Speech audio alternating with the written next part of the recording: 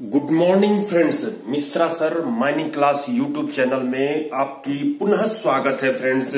जैसा कि पिछले वीडियो में मैंने माइनिंग सरदार के लिए जो वैकेंसी निकली है एनसीएल के माइंस एनसीएल के लिए, तो उसमें जो है आपको कल की वीडियो में मैं बताया था कि जो उसके सिलेबस में पहली पॉइंट जो दी गई थी 1.1 कैटेगरी के तहत, जिसमें मैं बेंच फॉर्मेशन की बारे में बताया था, साथ ही जो है बताया था डंप मैनेजमेंट 1.2 के तहत डंप मैनेजमेंट के बारे में, और उससे रिलेटेड जो रेगुलेशन 106 सीएमआर 2017 का 106 और सीएमआर 2017 का ही 108 के तहत वो बताया गया था। उससे जो रिलेटेड प्रश्न है जो कि एनसीएल के जो प्रीवियस माइनिंग सरदार ओवरमैन की एग्जाम हुई थी उसमें जो पूछी गई थी, साथ ही जो डीजीएमएस के एग्जाम में पूछी जा रही है उस रेगुलेशन से रिलेटेड जो एग्जामिनेशन में पूछी गई है फ्रेंड्स, उसकी क्वेश्चंस का हम लोग स्टडी करने वाले हैं।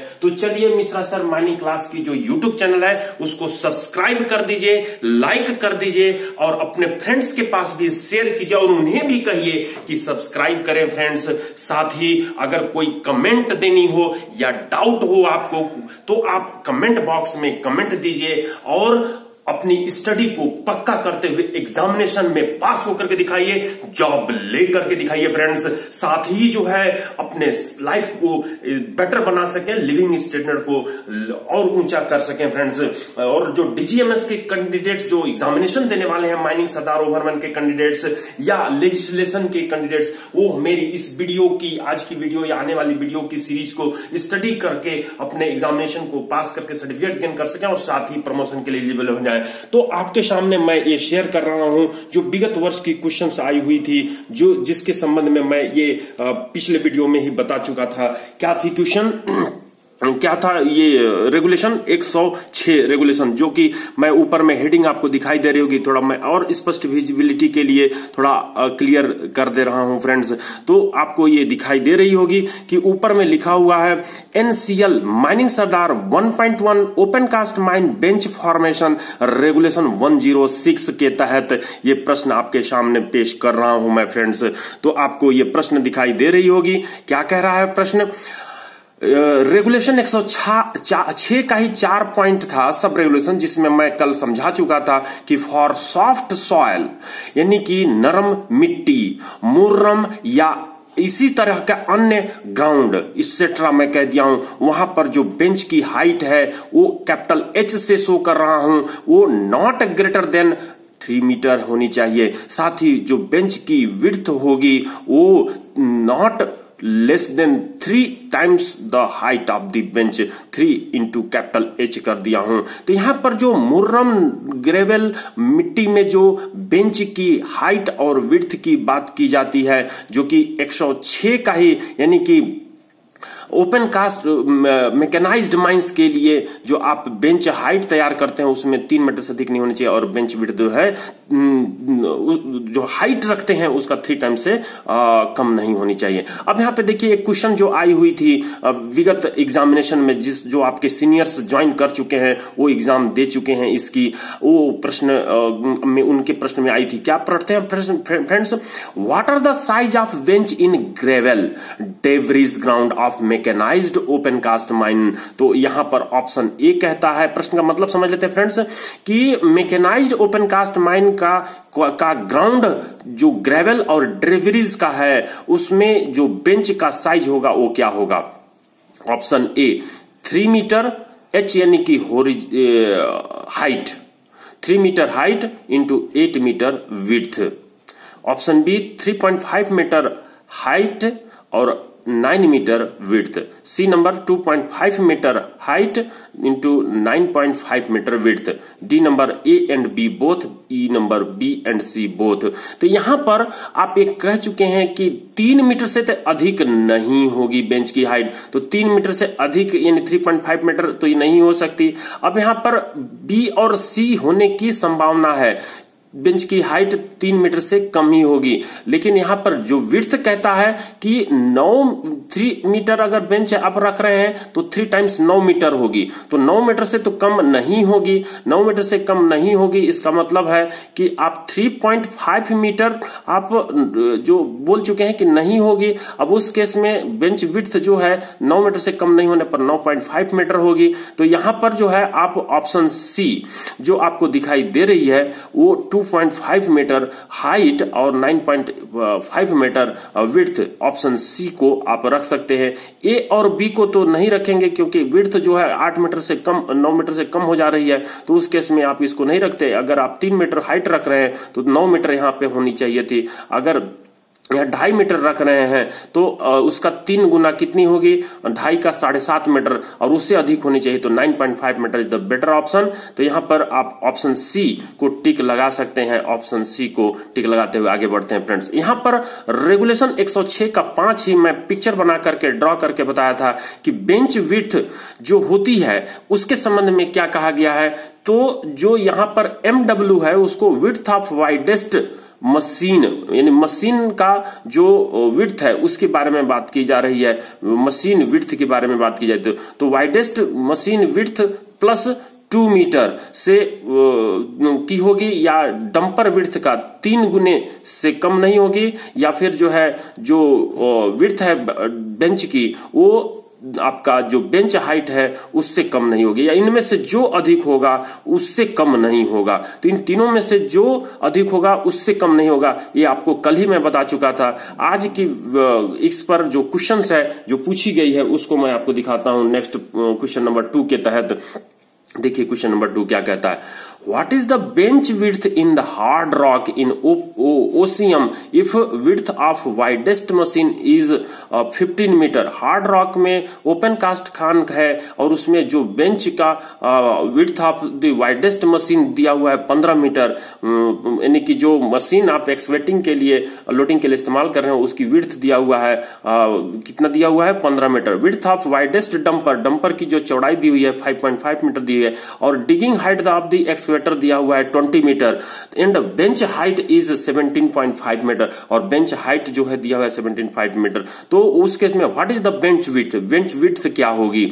तो यहां पर देखिए ये नंबर चेक कीजिए 15 मीटर होगी क्या। तो 15 मीटर यहां पर आप नहीं कह सकते क्योंकि बेंच हाइट 17.5 मीटर का है, तो 17.5 मीटर से तो कम नहीं हो सकती है, क्योंकि आपने कहा है पिछले रेगुलेशन में कि बेंच हाइट से कम नहीं होती, ये तो नहीं होगा। 17 मीटर, तो 17 मीटर होगी क्या, तो ये भी बेंच हाइट से ये कम है, तो बेंच विड्थ ये नहीं हो सकते हैं। आप 16.5 मीटर, तो बेंच हाइट से ये कम ही है, इसलिए इसको भी नहीं रख सकते। 18 मीटर आप रख सकते हैं, 18 मीटर आप रख सकते हैं। साथ ही जो है आपका यहां पे चेक करना होगा कि वाइडेस्ट डंपर 5.5 मीटर है, क्या नन ऑफ दी अबव भी दिया हुआ है, ये भी हो सकता है। तो यहाँ वाइडेस्ट मशीन का 3 टाइम्स आप बोलते हैं, वाइडेस्ट मशीन का 3 टाइम्स। अभी आप पिछले वीडियो में आपने देखा है कि वाइडेस्ट मशीन जो है उसका प्लस 2 मीटर, वाइडेस्ट मशीन का 2 मीटर और डंपर विड्थ का 3 टाइम्स। तो आप यहां पर ये कह सकते हैं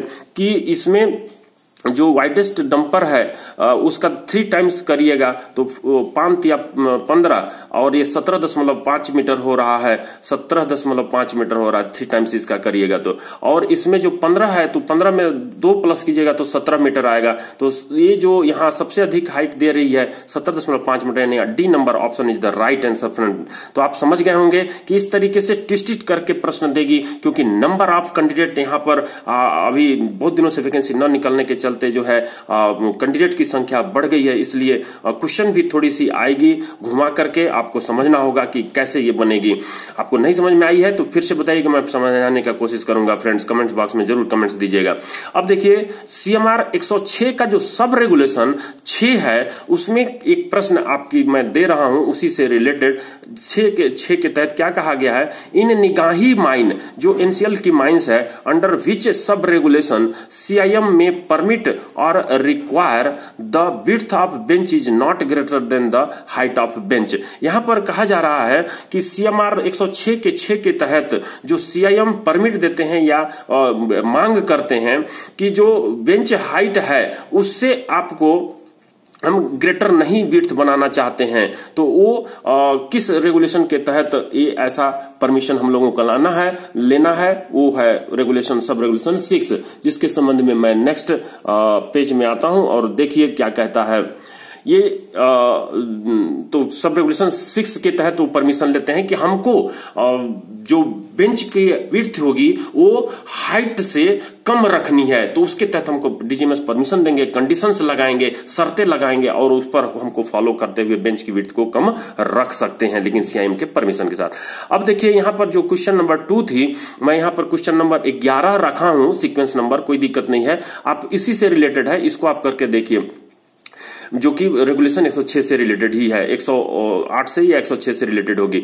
पढ़ते हैं friends. If a mine opening और रेलवे और पब्लिक रोड और पब्लिक वर्क और हॉस्पिटल और गार्डन या park which is not mine owner, ऐसा कोई माइन ओपनिंग है, इंट्रेंसेस है, जैसे एडिट है, इंक्लाइन है या शाफ्ट है, या कोई रेलवे है या पब्लिक कोई रोड है, पीडब्ल्यूडी का कोई रोड है या पब्लिक वर्क है या कोई हॉस्पिटल है, गार्डन है, पार्क है, तो which is not mine owner, जो कि माइन ऑनर के नहीं है ये garden, park, hospital, then the toe of the bench, जो बेंच की जो टो होती है, कल मैं जो बताया था, दिखाया था कि बेंच की टो क्या होती है, तो वो बेंच की टो जो होगी, toe of the bench dash dash not exceed to the above, तो ऊपर से ऊपर के जो ये कंडीशंस है उससे नॉट एक्सीड, इससे अधिक नहीं बढ़ाई जाएगी, उससे अधिक टो को नहीं बढ़ाई जाएगी। तो option A 99 metre, option B 101 metre, option C 100 metre, option D none of the above और option E all of the above.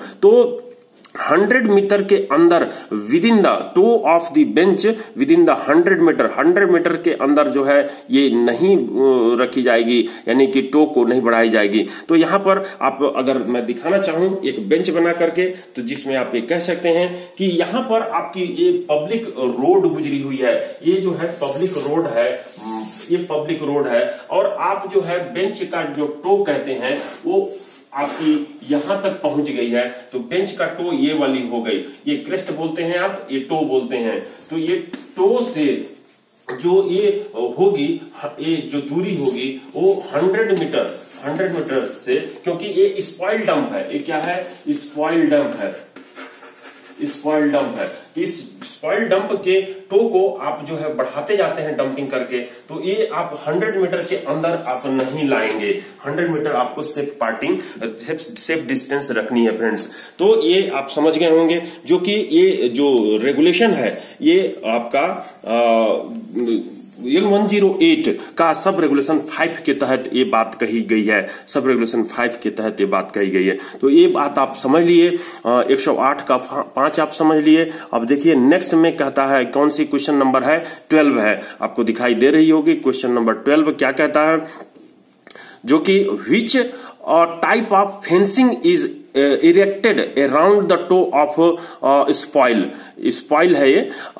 Which type of fencing is erected around the toe of spoil, spoil यानी कि जो dump है, dump के जो to है, to जो पर के अंगूठा कहते हैं, उसके अराउंड में कौन सी टाइप की फेंसिंग लगाएंगे, एंड अंडर विच रेगुलेशन, और किस रेगुलेशन के तहत। तो यहां पर देखिए ये नंबर कहता है G2 फेंसिंग 108 का 6 सब रेगुलेशन, S2 फेंसिंग 108 का 7 रेगुलेशन, G1 फेंसिंग 108 का 8 रेगुलेशन, S3 फेंसिंग 108 का 2 regulation, none of the above. तो यहां पर जो आपकी फेंसिंग की जितनी प्रकार है उसका स्ट्रक्चर के साथ आपको कहां पर लगती है वो आपको याद रखनी होगी, जो मैं नेक्स्ट आपके क्वेश्चन में दिखा रहा हूं। तो यहां पर जो 106 रेगुलेशन, अभी आपने 108 का जो 6 था उसके तहत ये देखा कि टो के 100 मीटर के अंदर कोई पब्लिक वर्क रोड्स नहीं होगी, जिसके बारे में कहता है।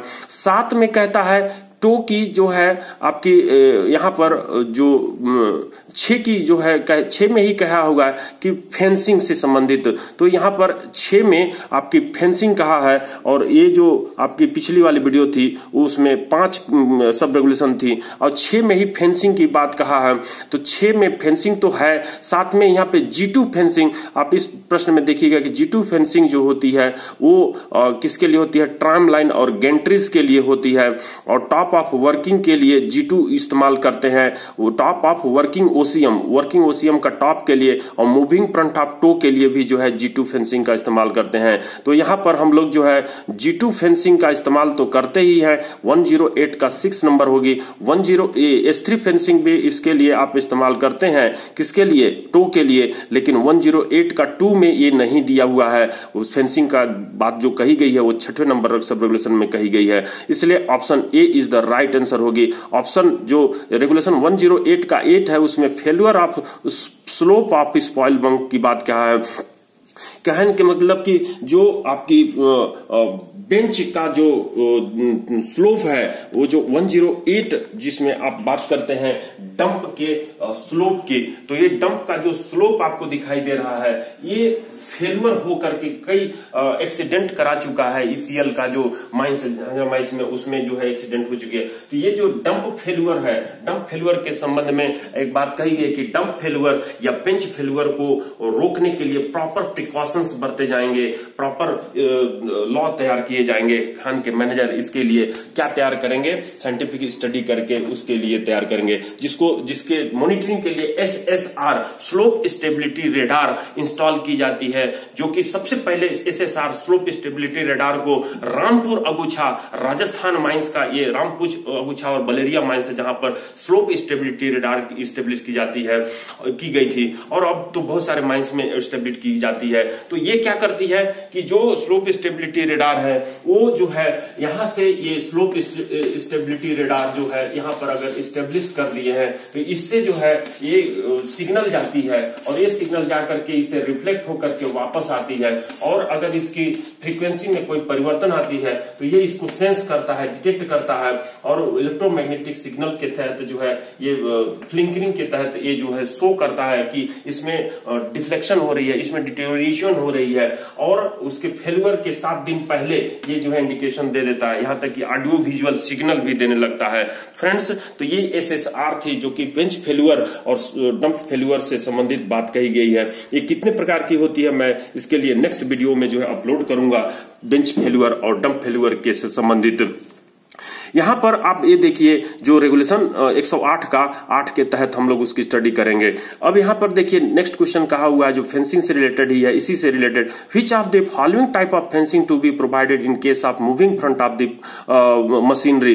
तो जो moving front of the machinery होती है तो which type of fencing to be provided in case of moving front part of the machinery. जो मशीनरी का पार्ट है उसका मूविंग कोई भाग है तो उसको घेरने के लिए कौन सी टाइप का फेंसिंग इस्तेमाल की जाती है। तो आपको याद रखना है, ये अच्छे से जान लेना कि S2 फेंसिंग जो होती है एबेंडोनेट शाफ्ट के लिए यूज की जाती है, इंक्लाइन के लिए शाफ्ट इंक्लाइन क्वायरी या सब्सिडेंस एरिया को घेरने के लिए S2 फेंसिंग का इस्तेमाल करते हैं।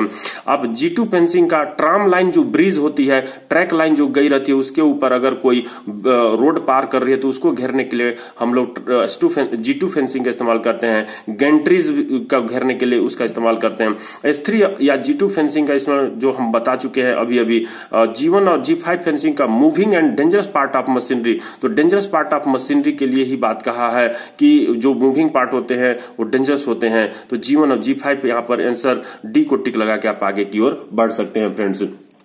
तो यहां पर देखिए आप नेक्स्ट जो आपके सामने दिखाई दे रही है हॉल रोड डिजाइन। तो मैं इसको पहले आई कांटेक्ट की तहत आपकी ये क्लास ले लेता हूं। ये वीडियो जो कि 18 मिनट हो गई है, 5 मिनट के अंदर मैं जो है इसको फिनिश करने का काम करता हूं। फिर जो है जो यहां पर मैं इसके कीवर्ड को जो आप देखिएगा उसको जो है मैं समझा दूंगा। तो चलिए क्या समझते हैं हम लोग हॉल रोड का डिजाइन, जो आपका पॉइंट 1.3 थी। तो फ्रेंड्स तैयार हो जाइए हॉल रोड की डिजाइन अपने दिमाग की परमानेंट मेमोरी में बैठाने के लिए कि कैसे इसको हम बैठाएं।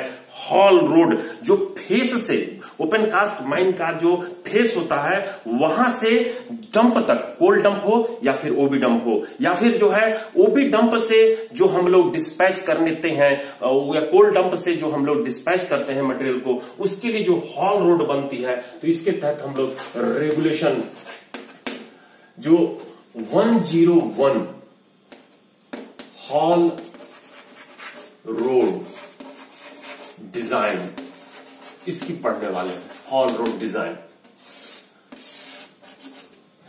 तो यहां पर हॉल रोड की सबसे पहले जो है हॉल रोड के डिजाइन में ये बात कर दे रहा हूं कि ये जो है GSR 976E का जो 3, 4, 5, 6 पॉइंट है उसके तहत ये 5-4 जो पॉइंट लिखा हूं इसके तहत बताई गई है GSR यानी कि जनरल स्टैट्यूटरी रूल, जो कि सरकार साहब प्रशांत कुमार सरकार साहब जो डीजी साहब थे उन्होंने 1 अक्टूबर 2018 को ये सेंट्रल गवर्नमेंट से अप्रूवल प्राप्त करके ये रूल तैयार किया है रेगुलेशन 101 के अंतर्गत। क्योंकि रेगुलेशन 101 पढ़ते हैं तो उसमें जो रोड की डिजाइन है कह दिया गया है कि CIM इसके लिए तैयार करेंगे कि कैसा स्पेसिफिकेशन का होगा।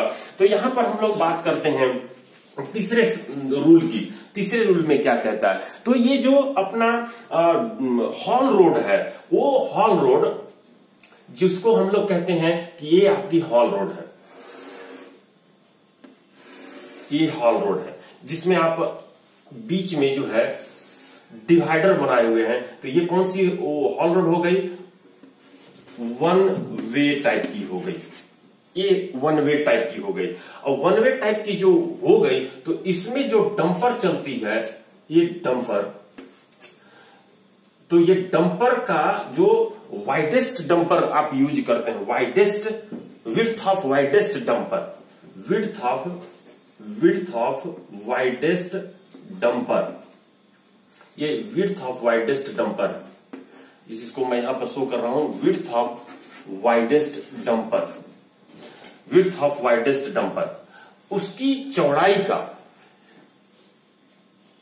चौड़ाई प्लस 5 मीटर,